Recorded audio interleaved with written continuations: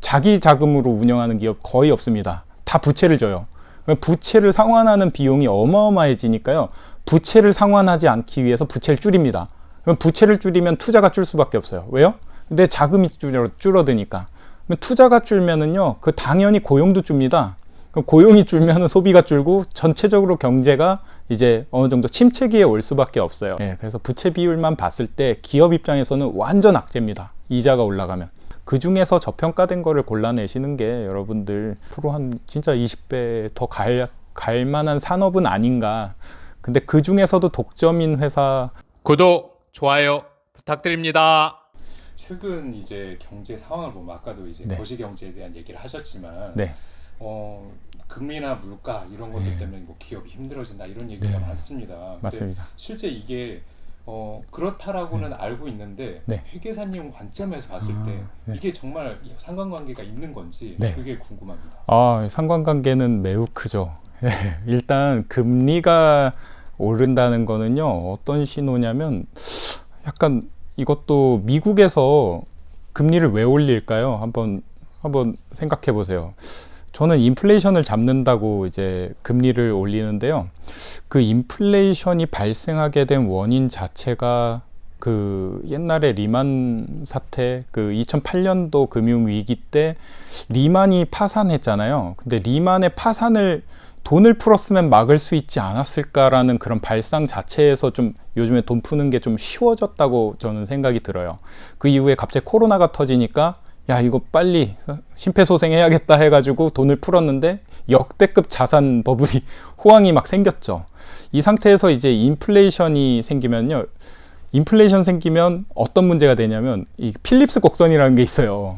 경제학에서 나오는데 인플레이션, 물가랑 실업률은 상관관계가 반비례 관계입니다. 그래서 인플레이션을 잡아야지 실업률도 잡히고 여러 가지 이제 서민들이 먹고 살기가 먹고 살기가 편해지잖아요. 그래서 인플레이션을 잡아야 돼서 금리가 올랐는데 금리가 오르면요 가장 타격을 받는 게 기업입니다. 소비자들, 우리 일반 서민들은 타격을 입지는 않아요. 제가 이 기업하고 서민을 좀 나누는데 기업들이 타격을 받아요. 기업들은요 그냥 자기 자금으로 운영하는 기업 거의 없습니다. 다 부채를 져요. 부채를 상환하는 비용이 어마어마해지니까요. 부채를 상환하지 않기 위해서 부채를 줄입니다. 그럼 부채를 줄이면 투자가 줄 수밖에 없어요. 왜요? 내 자금이 줄어드니까. 투자가 줄면은요, 그 당연히 고용도 줍니다. 그럼 고용이 줄면은 소비가 줄고 전체적으로 경제가 이제 어느 정도 침체기에 올 수밖에 없어요. 인플레이션을 잡는다는 건요, 경제 침체를 각오하고 있다는 건데요. 근데 웃긴 건 뭔지 아세요?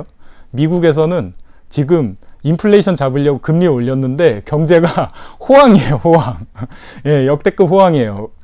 고용 지표도 너무 좋고, 뭐 약간 꺾일랑 말랑 하지만 꺾이면 또 박수 치잖아요. 금리 내릴 것 같아가지고. 어쨌든 간에 너무 견고하니까 계속 올리고 있는데 우리나라는 좀 상황이 다릅니다. 우리나라 같은 경우에는 기업들이 부채가 훨씬 더 커요. 크고 한 방에 무너질 수 있는 가능성도 더 커요. 그래서 부채 비율만 봤을 때 기업 입장에서는 완전 악재입니다. 이자가 올라가면. 그리고 기업이 이자 부담이 그렇게 크면은요, 계속적으로 생산이랑 뭐 그 고용이랑 다 줄어들어요. 그러면 결국 그 타격은 어디에 와요? 주식시장에 오게 돼 있습니다. 기업들의 이윤이 줄면요, 그것만큼 아까 영업이익이 주는 거랑 똑같아요. 기업들의 생산과 이윤이 줄면 주가 다 폭락하게 돼 있죠. 그래서 우리나라 좀 더 취약한 것 같아요. 그러면 혹시 배당 투자도 하시나요? 저는 배당 투자는 굳이 안 하고 있어요. 이게 사람들이 그러시더라고요. 배당을 많이 준다는 건 되게 좋은 신호예요. 기업이 돈을 많이 벌었다는 거니까. 근데 배당 투자를 한다는 거는 뭐냐면, 배당이라는 건요, 주총에서 배당 결의가 있어야지 하는 거거든요. 1년을 기다려줘야 돼요.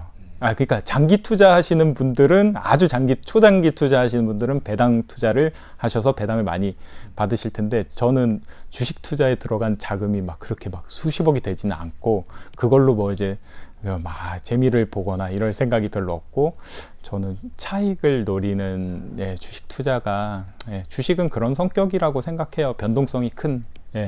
그래서 배당 투자는 잘 안 하고 있습니다. 그렇군요. 네. 알겠습니다. 혹시 주력으로 가지고 계신 주식이 어떤 건지 물어봐도 왠지 막 금감원에서 볼 것 같아가지고, 그 종목은 얘기 안 하고요. 네. 네, 섹터만 얘기해 드리면 2차 전지 저도 2차 전지 좀 사고 팔고 좀 했었고, 그리고 반도체 AI랑 반도체가 좀 섞여 있는 종목들 있잖아요. 그런 거를 좀, 왜냐면 이거는 상방이 좀 열려 있다고 생각이 들어요. 앞으로 산업이 얼마나 커질지 모르니까.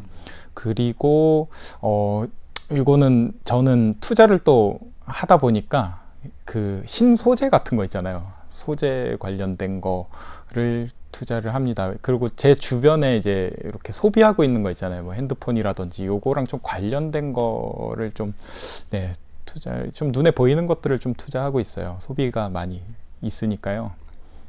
네. 방금 전에 반도체 얘기도 잠깐 네. 하셨는데 반도체 쪽으로도 네. 앞으로 저희가 사실 2차 전지에 너무 집중되어 있다 보니까 맞아요. 소외되고 본의 아니게 소외되고 있는 종목 중에 하나가 반도체가 되어 있습니다. 맞습니다. 네. 그쪽은 어떻게 생각을 하시나요? 일단 메모리 반도체, 비메모리 반도체 다, 그러니까 메모리든 비메모리든 다 저는 좋다고 봐요. 그 반도체는요, 우리나라에서 역사가 길죠. 뭐 한 40년 정도 되잖아요. 그 이상이죠, 사실은. 우리나라는 지금 자원이 없는 나라라고 얘기를 하고 있습니다. 그래서 인적 자원이 뭐 자산이다 뭐 이런 얘기도 있는데, 반도체야말로 지금 석유보다 더 큰 자원이라고 생각을 하고요. 그리고 뭐 최근에 어제 이제 삼성전자의 날이었잖아요. 예, 삼성전자가 갑자기 시총이 1인데 그렇게 많은 뭐 2천만 주 정도가 막 이제 순매수세로, 외국인 순매수 말하는 겁니다. 그래서 거기에 모든 투자자들이 몰리고 나머지 게 좀 그래서 막 떨어지더라고요. 그래서 이제 조금 각광을 받나 보다라고 생각을 하고 있는데, 반도체가 왜 유망하다고 생각을 하냐면 미국을 보시면 좀 알 수가 있어요. 미국에서 이제 AI 열풍이잖아요. AI 열풍이고 첫 번째로, 두 번째로는 이제 엔비디아랑 이런 데서 이제 AI나 아니면 로봇이나 이런 것들 이제 메모리든 비메모리든 어쨌든 서포트가 돼야 되잖아요. 결국에는 그 성능에 있어서. 그런 면에서 반도체 없이는 아무것도 할 수가 없는 상황입니다. 그래서 반도체랑 관련된 거, 그리고 우리나라에서는 미국의 엔비디아든 이제 반도체 업체들한테 납품할 수 있는 아주 우량한 회사들이 많잖아요. 장비 회사들. 그래서 우리나라의 경쟁력 중에 가장 뭐 1등이라고 말하긴 좀 뭐하지만 어쨌든 2차 전지도 있으니까, 그래서 앞으로 유망한 건 전 반도체 아닌가. 그래서 반도체가 앞으로 더 뜰 것 같아요. 그리고 지금 반도체 종목들이 지금 못난이 취급을 많이 받고 있죠. 못난이 취급 받을 때 사시는 게 오히려 더 낫지 않을까 싶습니다. 지금 2차 전지처럼 갑자기 이렇게 각광받아가지고 막 올라갔을 때 사면은 좀 재미가 없잖아요. 그래서 지금 반도체 종목 중에 좀 괜찮은 종목들 좀 보시는 것도 전 좋은 전략이라고 봅니다. 그러면 반도체라고 하시면 당연히 삼성전자, 하이닉스는 기본이고, 기본이죠. 그 밑에서 뭐 소부장이라고 하는 그 업체들도 한번 봐야 된다. 당연하죠. 네, 반도체는요, 뭐 시각 장비도 있고, 뭐 반도체 뭐 이제 공정에 관련된 것도 있고요.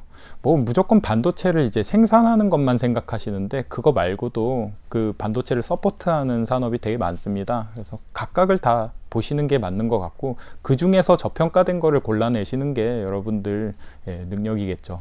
네. 혹시 에코프로는 더 앞으로 올라갈까요? 에코프로랑 에코프로 BM 저는 되게 좋아하는 종목이에요, 사실. 왜 좋아하냐면 멋있잖아요, 막. 이게 바닥에 있을 때부터 쭉 봤었는데, 이게 바닥에 있을 때도 계속적으로 뭐 어쨌든 언젠가 오르겠거나 하는 이제 물량 수급이 있기는 있었어요. 근데 갑자기 이게 뜬 거는 이제 이 에코프로랑 에코프로 BM이 저는 올라갈 거라 봐요. 계속 장기적으로는. 그 이유는 좀 명확한 것 같아요.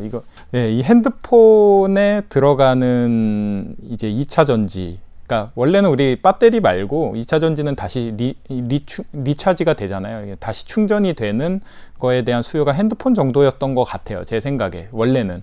그래서 여기에 들어가는 원가 비중이 어느 정도인가 봤더니 10%인가 뭐 20%인가 되게 낮았어요.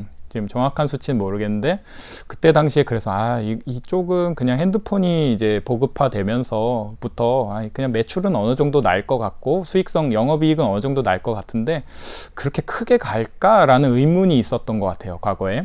그래서 이건 괜찮은 섹터인데 막 폭발적인 성장은 안 하겠다라고 생각했던 게 2016년 뭐 요럴 때였죠. 근데 이제 그 이후에 어떤 게 이제 상용화됐어요. 네, 전기차죠, 전기차. 근데 전기차는 이제 지금 무궁무진하잖아요, 사실. 지금 전기차에서 그 배터리가 차지하고 있는 뭐 양극재 배터리가 차지하고 있는 비중이 40%가 넘는데요. 그럼 그 전기차 한 대 팔면은 40%가 다 배터리의 매출로 잡힌다고 보시면 되는 거예요. 그러면 어마어마한 거 아닙니까? 사실 뭐 자동차 회사보다 어마어마해질 수도 있어요. 실제로 이거 다시 리뉴얼을 해야 되니까 계속 배터리는 계속 갈아줘야 되잖아요. 그런 수요까지 하면은 저는 앞으로 한 진짜 20배 더 갈 만한 산업은 아닌가. 근데 그 중에서도 독점인 회사가 뭐가 있을까라고 한번 생각해 보세요. 저는 에코프로라고 말하고 싶지는 않습니다. 왜냐면 뭐 포스코도 있잖아요. 예, 그리고 실제로 에코프로 같은 경우에 양극재에서 엄청 강하지만 음극재, 양극재를 다 포괄하는 밸류체인 갖고 있는 회사들도 꽤 많거든요. 그래서 다른 회사들도 좀 관심을 가져보세요. 네. 그렇습니다. 주린이 분들이 많이 질문하는 것 중에 하나가 이겁니다.